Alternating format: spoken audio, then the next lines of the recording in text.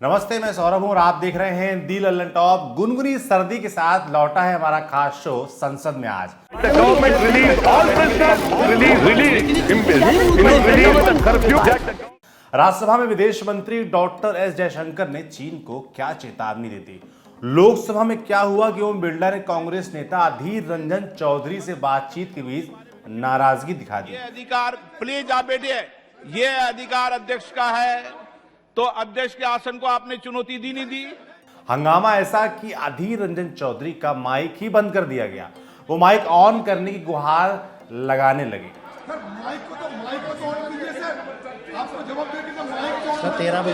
ये बहस चलती रही, पारा चढ़ता रहा, फिर ओम बिरला उखड़ गए। आपके डबल नेता नहीं बोलते, प्लीज बैठिए। शीतकालीन सत्र 7 दिसंबर से शुरू हुआ, जो 29 दिसंबर तक चलेगा। कुल 17 कार्य दिवस पड़ रहे हैं। शो में हम संसद के अंदर दाखिल हों उससे पहले बात बाहर की, जिसने सबको चौंकाया। सत्र से पहले मंगलवार को राज्यसभा में नेता प्रतिपक्ष और कांग्रेस अध्यक्ष मल्लिकार्जुन खड़गे ने विपक्षी नेताओं की बैठक बुलाई। इसमें आम आदमी पार्टी और तृणमूल कांग्रेस भी शामिल हुए। आप सोच रहे होंगे कि इसमें चौंकाने वाली बात क्या है। दरअसल अब तक जब भी विपक्षी दलों को कांग्रेस की ओर से एकजुट करने या कहें एक साथ लाने का प्रयास किया गया, तब से ये दोनों ही दल दूरी बनाए रखते हैं। इसके अलावा शीतकालीन सत्र में विपक्षी दलों ने सरकार को घेरने की तैयारी कर ली है। इसमें महंगाई, बेरोजगारी, पुरानी पेंशन की बहाली जैसे कई मुद्दे हैं। प्रधानमंत्री नरेंद्र मोदी ने इन मुद्दों को पहले ही भांप लिया था। उन्होंने क्या कहा, सुन लीजिए। विपक्ष के जो सांसद है उनका भी ये कहना है कि डिबेट में हमें बोलने का अवसर नहीं मिलता है, उसके कारण सदन स्थगित हो जाता है, उसके कारण हो हल्ला होता है, उसके कारण हमें बहुत नुकसान होता है। मैं समझता हूं कि सभी फ्लोर लीडर, सभी पार्टी लीडर्स हमारे इन सांसदों की वेदना को समझेंगे। शीतकालीन सत्र में इस बार केंद्र सरकार के एजेंडे में 16 नए बिल शामिल हैं, जबकि 7 लंबित विधेयकों यानी कि जो विधेयक विवाद के बीच पास नहीं हो पाए उनको भी शामिल किया गया है। लोकसभा और राज्यसभा दोनों सदनों की कार्यवाही सुबह 11 बजे आज शुरू हुई। बात लोकसभा की करते हैं। लोकसभा अध्यक्ष ओम बिरला समेत सभी सदस्यों ने उत्तर प्रदेश के पूर्व मुख्यमंत्री मुलायम सिंह यादव और 8 पूर्व दिवंगत सदस्यों को श्रद्धांजलि दी। इसके बाद लोकसभा की कार्यवाही को दोपहर 12 बजे तक के लिए स्थगित कर दिया गया। 12 बजे लोकसभा की कार्यवाही फिर शुरू हुई। जिक्र हुआ G20 देशों के समूह की अध्यक्षता का। भारत ने दिनांक 1 दिसंबर 2022 से G20 देशों के समूह के अध्यक्ष पद का भार ग्रहण किया है। आजादी के अमृत महोत्सव काल में यह महत्वपूर्ण वैश्विक दायित्व मिलना हमारे देश के लिए गर्व का विषय है। इस महान उपलब्धि के लिए मैं सदन की ओर से भारत सरकार एवं समस्त देशवासियों को बधाई देता हूं। सदन के पटल पर दस्तावेजों को रखा गया। इसी बीच ओम बिरला ने कहा कि मुझे कुछ विषयों पर स्थगन प्रस्ताव की जानकारी मिली है। ये बोलते ही लोकसभा में हंगामा शुरू हो गया। प्रस्ताव की सूचना प्राप्त हुई है। मैंने स्थगन प्रस्ताव की किसी सूचना के लिए अनुमति प्रदान नहीं की गई है।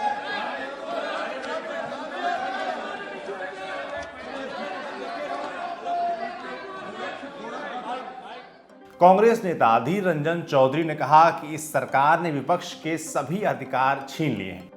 सर, विपक्ष के लिए सदन में कोई कन्वेंशन होते हैं, कोई प्रेसिडेंट्स होते हैं, कोई सुविधा की बंदोबस्त रहते हैं। सर, आपने सर इतने सालों से चलते आए जो हमारा परंपरा है सर, ये परंपरा को खत्म करते हुए सारे स्टैंडिंग कमेटी विपक्ष से छीन लिए हैं अपने। और फिर यहाँ एक भारत, एक विश्व, एक परिवार की बात हमें सुनाया जा रहा है। मैं दूंगा आपको हमें आईटी, हमारे आईटी ले लिया गया, आपको ले लिया गया। सुदीप बाबू से सर स्टैंडिंग कमेटी चेयरमैन छीन लिया गया। क्या, क्यों ऐसा हो रहा है सर? आप वरिष्ठ सदस्य माननीय, इस कांग्रेस के फ्लोर लीडर भी हैं। कभी सदन के विषय में अध्यक्ष पर कोई आक्षेप किया जाता है क्या? ये परंपरा है क्या? आपने परंपराओं का उल्लंघन किया। आप परंपरा का उल्लंघन किया। अगर आप मानते हैं ये परंपरा का उल्लंघन किया नहीं किया, मेरे एक सवाल का जवाब दीजिए। सदन तय कर देगा। मैंने जो उठाया, आपने सदन की कमेटियों के बारे में विषय उठाया, ये अधिकार, प्लीज आप बैठिए, ये अधिकार अध्यक्ष का है, तो अध्यक्ष के आसन को आपने चुनौती दी नहीं दी?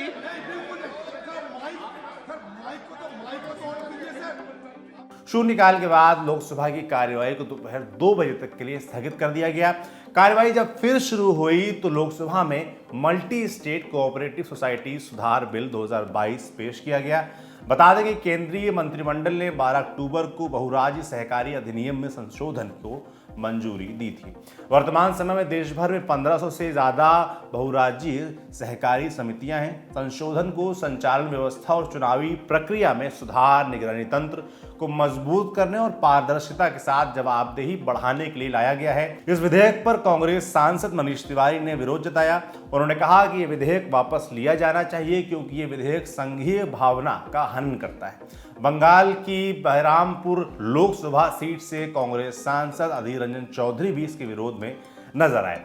सदस्यों ने जब सवाल उठाए तो केंद्रीय राज्य मंत्री बीएल वर्मा ने इसके जवाब दिए।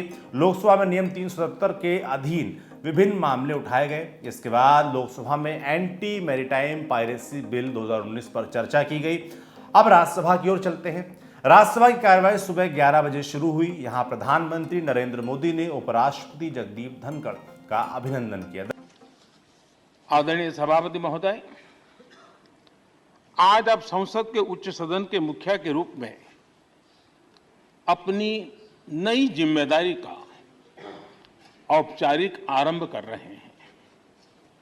इस उच्च सदन के कंधों पर भी जो जिम्मेदारी है, उसका भी सबसे पहला सरोकार देश के सबसे निचले पायदान पर खड़े सामान्य मानवीय के हितों से ही जुड़ा है।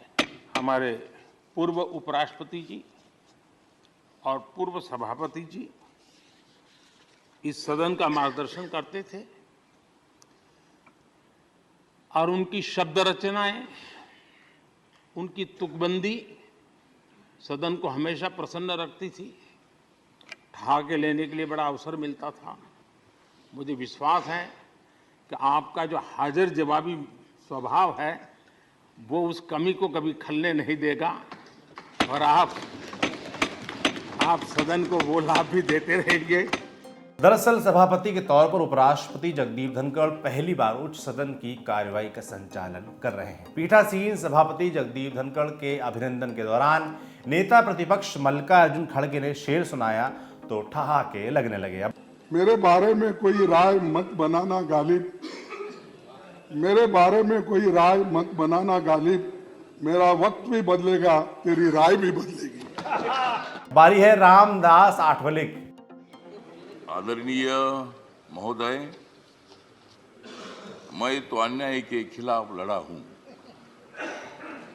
मैं तो अन्याय के खिलाफ लड़ा हूं, इसलिए आपको बधाई देने के लिए यहां खड़ा हूं। आपका अनुभव बहुत ही बड़ा है। आपका अनुभव बहुत ही बड़ा है, इसलिए आपने संघर्ष का पहाड़ चढ़ा है। मेरे पार्टी का मैं हूं अकेला, मेरे पार्टी का मैं हूं अकेला, लेकिन मेरे हाथ में है संविधान का पेला। मैं हूं मेरे पार्टी का अकेला, लेकिन मेरे हाथ में है संविधान का पेला। मैं तो हूं आपका सच्चा चेला, मैं तो हूं आपका सच्चा चेला, मुझे मत छोड़ो अकेला। पूर्व प्रधानमंत्री एचडी देवेगौड़ा, केंद्रीय मंत्री पीयूष गोयल, जयंत चौधरी, प्रमोद तिवारी, इमरान प्रतापगढ़ी, प्रियंका चौधरी, राघव चड्ढा समेत सभी सदस्यों ने अभिनंदन भाषण दिया। राज्यसभा के सभापति जगदीप धनखड़ ने स्वागत भाषण के बाद सभी सदस्यों को धन्यवाद दिया।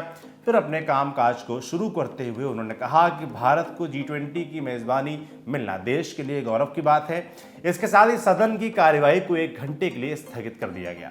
राज्यसभा की कार्यवाही दोपहर 2:30 बजे जब फिर शुरू हुई तो दिवंगत सदस्यों को श्रद्धांजलि अर्पित की गई। कार्यवाही आगे बढ़ाई गई और राज्यसभा के सदस्यों से दस्तावेज सदन के पटल पर रखने को कहा गया। इसी बीच राज्यसभा में विदेश मंत्री एस जयशंकर ने विदेश नीति पर बयान दिया। डॉक्टर एस जयशंकर ने यह भी कहा कि भारतीय विदेश नीति भारतीय लोगों की सेवा के लिए है। हम उस जिम्मेदारी का निर्वहन करने के लिए जो भी करना होगा करेंगे। जयशंकर ने चीन के मुद्दे पर कहा कि हमारा रुख चीन के साथ स्पष्ट है। उन्होंने कहा कि हमारा यह विचार है कि अगर चीन एक तरफा सीमा को बदलने का प्रयास करता है या सीमा पर अपनी फौज की तैनाती करता है तो हमारे संबंध सामान्य नहीं हो सकते हैं। यह असामान्य स्थिति पिछले कुछ दिनों से दिख रही है। दोनों देशों के मिलिट्री कमांडरों के बीच बातचीत होती रही है। ये संवेदनशील मसला है और इसे उन्हें यानी मिलिट्री कमांडरों को ही हैंडल करने देना चाहिए। हम एलएसी पर चीन की एक तरफा बदलाव की कोशिशों को बर्दाश्त नहीं करेंगे। अब बात संसद से जुड़ी बड़ी बात की। राज्यसभा में सरकार की ओर से दी गई जानकारी के मुताबिक इस साल यानी साल 2022 में अब तक 3 कश्मीरी पंडितों समेत अल्पसंख्यक समुदाय के कम से कम 14 लोग मारे जा चुके हैं। केंद्रीय गृह राज्य मंत्री नित्यानंद राय ने कहा कि इस वर्ष अब तक 123 आतंकी घटनाओं में जम्मू कश्मीर में 180 आतंकवादी, 31 सुरक्षाकर्मी और 31 नागरिक मारे गए हैं। दोनों सदनों में आगे क्या हुआ, किसने क्या नई जानकारी दे दी, सब कुछ लेकर हम फिर ऐसे ही आते रहेंगे। ये शो आपके लिए लिखा था हमारे साथी हिमांशु ने। बाकी आपको ये शो कैसा लगा हमें कमेंट बॉक्स में लिखकर जरूर बताएं। देखते रहिए दी लल्लन टॉप। शुक्रिया।